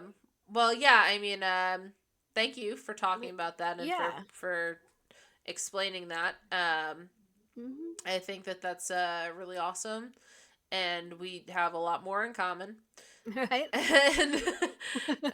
And we could talk about it more on your Yeah. channel or whatever. And Absolutely. Yeah. yeah, that'd be great. Yeah. I'm always happy to chat with anybody, and even like I have a cousin who unfortunately my aunt and uncle and the rest of her family just treat her like garbage, unfortunately, and always have for most of her life. And so, just being able to chat with her and be like, you live in a different state, she's disabled, and she has to balance having her Medicare and Social Security with disability, and then being able to access services and all of that. And so, it's you learn a lot, on how these systems work or fail to work. Yep. And, so usually consider myself a very good researcher. Yeah, I can dig down and find things really well. So, even if I don't know anything about where you live specifically, I can usually at least find a few resources to be like, at least check this out. Right. This might be an option for you. And you got to be on that line too, where like you don't give advice. Right. Yeah, because it's like I'm not a professional. Like, so I can tell you what works for me and what I've maybe heard works for somebody else, but you're gonna have to talk to a professional to, Right. Because give I think anything you should official. blah, blah, blah turns into You. that didn't work and this Yeah. is your fault Right. and blah, blah, blah. It's liability. Exactly. But yeah, the Medicare thing I struggled with Oh, so hard. yeah. Like as soon as I got disability, I was like, I don't want Medicare because Right. I have insurance through Obamacare. Right. It's so much better. No, the tax credits were there because we were super poor. Now the Right. tax credits aren't there Aren't because I'm there. through Medicare. Right. And so then I got a penalty for not getting on Medicare. Yep. It was a nightmare. Oh, it is. And it's impossible to navigate. Mhm. They throw up so much red tape Mhm. to do anything Yeah. and to talk to anybody or get any information. Yeah. It's insane. Um I guess I'll start on this and then we'll end on Yeah, something a little different. sure. But tell me about autoimmune disorders. Yeah. So I long suspected that I had some autoimmune problem because I got sick constantly. I'd go to the doctor about every 3 months for a sinus infection, and they're like, "How long has this one lasted?" I'm about 3 months. I've had this one for 3 months, and then they put me on antibiotics, and I'm good for about 2 weeks, and then I get another sinus infection, and it lasts another 3 months. And I'm like, I'm always getting sick. And you know something like, I got shingles when I was like 25. I went to the doctor, and the doctor had to pull in another doctor to be like, I think this is what this is, but she's like in her early 20s. Like, she Right. should not be having this. Yeah. And, so all like this. And it was just about a year ago, I finally got to a rheumatologist, Mhm. and I had been to two other rheumatologists who took x-rays and did all stuff because I always had joint pain. And the problem is I have joint pain, but I'm hypermobile. So a lot of those other rheumatologists would look at me and be like, but you're fine, you have full range of movement, plus some, Right. and they're like, oh, you have fibromyalgia, which, yeah, Yeah. okay, I might have fibromyalgia too. It's definitely possible. It's the blanket term. Yep. Yep. And then finally, this last year, I went to a new rheumatologist, and she ordered new x-rays.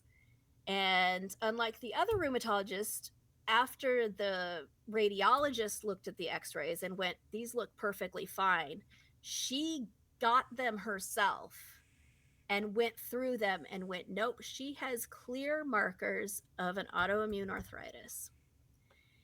And I about cried. Yeah. Because it took about 20 plus years to Mhm. get a diagnosis. Yeah. And I have been diagnosed with peripheral presenting spondyloarthritis, which is an autoimmune disorder. Mhm. And typically it attacks along the spine. But in my case, they say it's peripheral presenting, meaning it's all in my limbs pretty much. Right. It's wrist, elbows, shoulders, hips, knees, that sort of thing.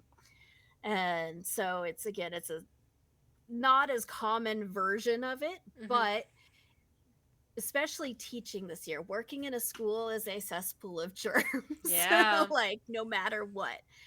And prior to starting this school year, I got put on a medicine for this arthritis that it suppresses your immune system because it stops it from attacking itself. Right. And I got sick once for like 2 days. Yay. I was like, this is amazing. Yeah. Like, That's this is great. how people normally live. Right. And so, it's a love-hate thing. That love that it finally got figured out. I love the diagnosis and that confirmation that, yes, I am in pain and it's not in my head. Right. Absolutely. Yeah. But the fact that it is an autoimmune disease and I have to suppress my own immune system to function regularly is, I mean, especially going through COVID, it was kind of a scary thing. Like, Did you not get because it? I got COVID a few times. Yeah. Luckily, like, the first time was probably the worst right at the start, and I was down for about a week. And it was that, you just don't want to get out of bed, you don't want to move. It was Right. just miserable. And the second time, it was maybe about 5 days of wanting to be in bed. And then I think I got it one other time after that, and it just felt like a head cold. Yeah. Like, it's the way it's morphed is, it's much more cold like now. Yeah. But Yeah, I basically you texted my doctor and I was like, I have COVID. What do I do? She's like, there's a prescription for you at the store. It's like, nice. okay, I'll take this prescription. And I took this prescription Right. and I was like, I'd rather have COVID.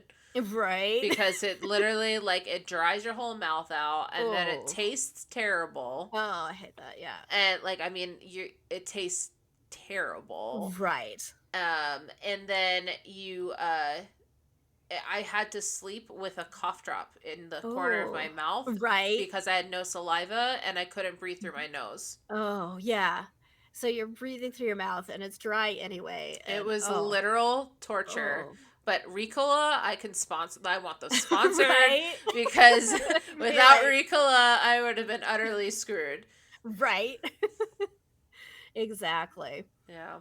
Yeah. It's interesting. Like, on the one hand, like, yeah, I actually get sick less by suppressing my immune system, but I am also much more at risk for catching things because I suppress my immune system. It's this Right. double-edged thing that you have to Right. walk that very fine line. Yeah, I got a lot of sinus infections and problems, Mhm. and I had a sinus infection almost go behind my eye. Oh yeah, I've had that. They were Not like, we have fun. to do surgery behind her eye. They're like, is there any other way? We're like, we'll Oh. see if it recedes a little, and it did. And I was Oh, like, my mom good. was like, oh, thank God. Yeah, no kidding. She's 12. Like, let's not put her through this. Mm-hmm. But yeah, I don't. Now I want to go. I mean, I have a internist appointment in May, Mm-hmm. so maybe I'll talk to her about that because I never Yeah. associated with those two things, Right. and I'm sick a lot. A lot, yeah. Yeah, and I'm also, one of the things that kind of tipped me off was the fact that most immunizations and a lot of medicines that I take last about half as long as they should. Ooh. So, at one point I was getting the sinus infections all the time, and my doctor gave me the Pneumovax, which is the pneumococcal, streptococcus, 23 strains that protects you against all the things that normally cause pneumonia, but they can also cause sinus infections. And this vaccine is supposed to last you about 5 years. And for the first 2 years, I was sinus infection free. And then I was right back to where I was. It lasted about half as long as it should. And then I couldn't get another one because they're like, you can't get another one until your 5 years is up. Right. Oh man, that's Yeah. awful. Oh, we call those the crazy times. Right. All right, so we got about 9 minutes here. That was I good. wanted to talk about, we had talked about this on texting, but I Right. wanted to talk about your family of choice found family. Yeah. Yeah, and that ties in a lot to Twitch. Mm-hmm. Now, I don't say family of choice in lieu of my blood family because I do have a good relationship with my blood relatives. That's, it's not an issue. For some people it is. Some people are not close to the family that they were born into for multiple reasons. Um, and but being out here in Kansas, it was originally a military move, and then me and my ex split up about 6 months after moving here. Right. And we couldn't afford to move back to Washington, or I couldn't afford to move back to Colorado because it's too expensive. The cost of living there is so insanely high. It's just impossible. And so, like, my closest friend or family was 9 hours away. Yeah. So, living out here for multiple years, splitting up with, the father of your children, and going through all of that and knowing no one, it was rough. And still to this day, I don't have many people I would call friends out here. I have some acquaintances and I have some people I get along with really well, but I don't have any close friends. And that was kind of what partly inspired me to get started on Twitch. Was I like playing video games. I know other people that like to play video games. I have friends that will get online and I can hang out with them that way while we do this together, sort of a thing. Right. And since then I've been streaming for about 4 years now. I have a whole community now of people, and there's some people that I've met in person, most people I haven't, but I consider them family. They're there for me no matter what, and I'm there for them, and we can talk all the time. And even if they're not physically close, having that found family has made a huge difference in my life. And they're the ones who, have supported me out here and gotten me through those tough times of not having anybody in person. Yeah. So, Yeah, I started dating this guy. We were long distance for 2 years, and then he told me to come out to Missouri. So I came out to Missouri, and then I didn't have any friends. It was nothing but him. So no friends going through college, no friends, none of that. Going to grad school, really barely made any friends. Made one good friend, and then we broke up, and I ended up moving to St. Louis, and then I met my husband. Okay, yeah. But I stayed in Missouri. Like I couldn't escape Missouri. Right. Yep. So constantly traveling back to Jersey was like expensive. But I drove a lot. Like I drove that drive to New Jersey from here, which is 22 hours. Yeah. More than 10 times. Right. Yep. Yeah, when we lived in Washington, we would drive back to Colorado once or twice per year, and that was Oof. about a 22-hour drive. Yeah. And luckily here to like my family in Western Colorado is about 13 hours. Mm-hmm.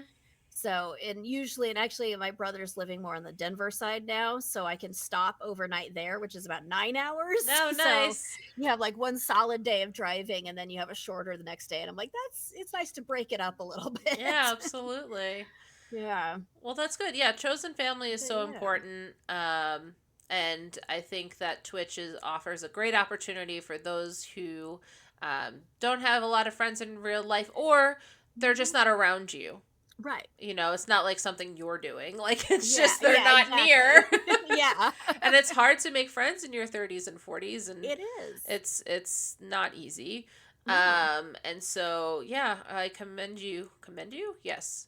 Yep. For having your own community, Yeah. and having such a big community too, such a loving one. Right. From what I've seen, it's really. Yeah. I've read all your profiles, and I've gone delve. I kind of like not stalked you, but like No, I yeah. did my research on you. Absolutely. Yeah. And it just seems like you have a really good close community, and that's congratulations on that, because that's not Yeah. always easy. Right. And especially, I mean, there's obviously the darker side of Twitch or any sort of online forum that you have people that are not nice still. Yeah. And sometimes you get those people coming through no matter what kind of community you build. And, part of that is being able to, like it said, I don't like confrontation, Mm-hmm. but I will protect my community in whatever way that needs to happen. Yeah. Whether, it's just, I'm not afraid to drop the ban hammer if it's necessary. Absolutely. Because it's just, you don't have time for that. No. Like,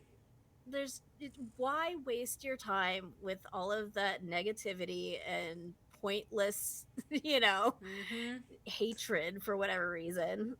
Yeah, I snap back. I'm a mod for like 17 channels. Okay. And one of the channels is Infozar. Right. And there'll be new people who come in, Mhm. and they'll start saying things, and like immediately I get defensive. But then I'm like, not my channel, not my channel, not my Right. channel, not my Right. channel. Yeah. Step back.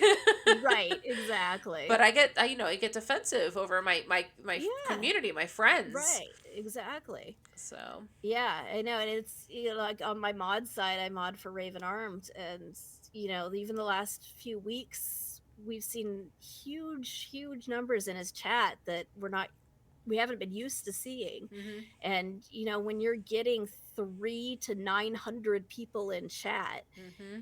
and you're trying to just keep up and make sure that all these new people are, feeling welcomed, but they're not saying stuff they shouldn't be. Mm-hmm.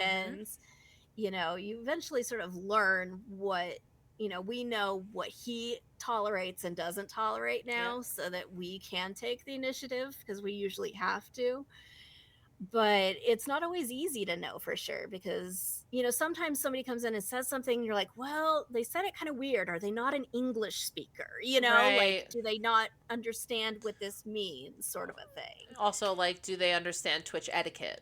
Right. Yeah. Are they brand new to Twitch and they just don't know? Like, I ended up timing out somebody in Infozar's channel. I felt really Mhm. bad about it afterwards, but then again, I didn't, because it was Mhm. a very dicey situation. The guy was asking Infozar to make a phone call for him because he wanted to see if the number that he initially was calling was blocked or not American. Something along those lines. Okay. I read it so fast. I timed him out so Yeah. fast because I was like, this is not something we want in our channel. It's a very Right. weird thing, and I thought you were Yeah. a bot. Right.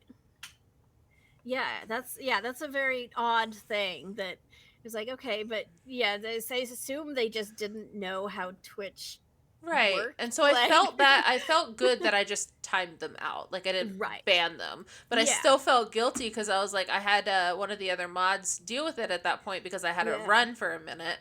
And I was like, I'm really sorry, but I kind of have to stick this on you. Like, I Right. have to run. Yeah.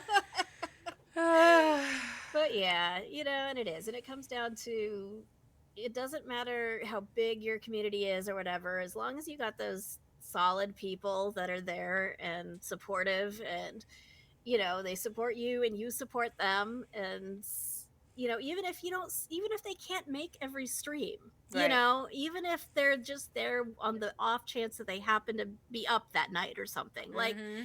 but they're always kind and supportive, and like they're Twitch family too. Like, Yeah. it's awesome. I agree. Well, that's a great message to leave on. Yeah. I appreciate you coming on here. Yeah, thank you for having me. Yeah, you've been great. You've been a very fun guest, and we, knowing that we have so much in common, and knowing that we're close Yeah, by, I definitely want to hit you up afterwards to see what's for up. sure. And then next week we Mhm. probably have This Is Visser. So guys, if you're interested in This Is Visser or just Wiki Wednesday in general, please stop by 7 p.m. Central Standard Time. We'll be able to get an interview going. Otherwise, hopefully you had a fun time. Yeah, it was fun. All right, awesome. That makes me feel I good. love learning all this stuff, and getting to just chat with you is awesome. Absolutely. Okay, so I think we're gonna go to the Bylines. They're a really great Ooh. musical duo, and they do like a jazz, like how do I say this? Like jazz room, like lounge Okay. singing, Right. and they're I really love really that. awesome. They Yeah. have Elliott Smith on their list, but they do it as like Ah, a lounge singer. okay. So everybody join me over there. This is my raid call. It is very basic. But Good. Love it. we are going over there. If I could just copy this raid call myself, Right. that would be great. Okay. All right, guys. Thank you so much and have a great Thank night. you. Right now.